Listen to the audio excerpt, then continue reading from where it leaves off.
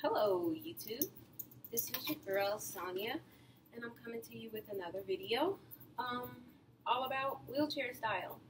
But I apologize because I don't have my wheelchair. I have my walker here, but that's neither here or there. My chair is actually right there. But let's get started on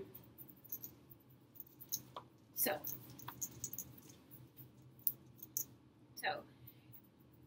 the other day, I received a message in one of my videos, and there was a young man that couldn't understand why I referred to myself using a certain nickname that if you guys have read any of my books and saw any other of my previous videos, you probably know the nickname that was actually bestowed upon me by coworkers 11, 12 years ago. And I guess I didn't fit it into his definition of what he considered, beautiful. But as a matter of fact, he stated that I was pretty for someone in a wheelchair, but I guess if I was standing next to someone who wasn't disabled, I would not even measure up. And that kind of got to me because I didn't know there was a difference. I didn't know that I could be any different than a woman that was standing and had no disability versus, a woman in a wheelchair using a walker or using a cane. I mean, are there different standards of beauty? I guess in some people's eyes. And yeah, I didn't try to go off, even though every fiber in my being wanted to go off on this guy and let him know, like, look, I'm beautiful and I don't need to, stand up to what your definition of beautiful is because I have my own. I may not have even found that person attractive. I mean, but what does it matter? Beauty is subjective, and that's one thing that, everyone's going to argue with. I mean, people think Lupita Nyong'o is one of the most beautiful women in the world, and there are many that say she's not even close. So it would be a circular argument to argue with someone over who's more beautiful, who's not. I hate when People Magazine does sexiest man alive, sexiest woman alive, because it's, what are you basing this off of? It's, everyone has a different opinion. So on that note, I want to get into wheelchair style. I think it's really important that when you are in the disabled community, people tend to get a certain stereotype of you. You wear sweats, you barely come out of the house, and when you do, you look sick and half dead. And disability and they don't have to be mutually exclusive. You can look your best and be beautiful and be in a wheelchair, or use a walker or a cane or crutches. However you are, it does not define you. It does not take away from your masculinity or your femininity or your sexuality or your sensuality or any of your intimacy just because you happen to use, a walking aid or some type of aid. That's all this is. That's all it is. This walker, as you can see, and I took my computer, it just helps me, get around. That's all. That's all it is. It doesn't mean that I'm not sexy. It doesn't mean that I'm not intelligent. It doesn't mean that I'm not beautiful. It doesn't mean any of those things. It's just a way for me to get around, So it is important. I do try when I'm not feeling like, when I go to the doctor the other day, this woman said, wow, you look great, and I was actually feeling my worst.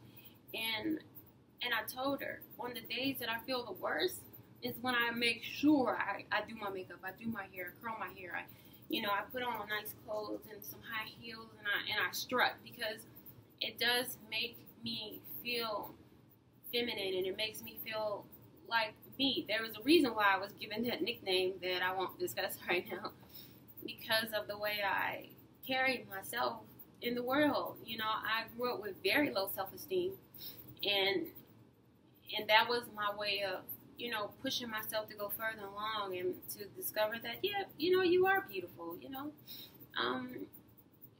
with the whole dark girl complex that some, you know, African American women or women of color tend to have, but we won't go on to that discussion.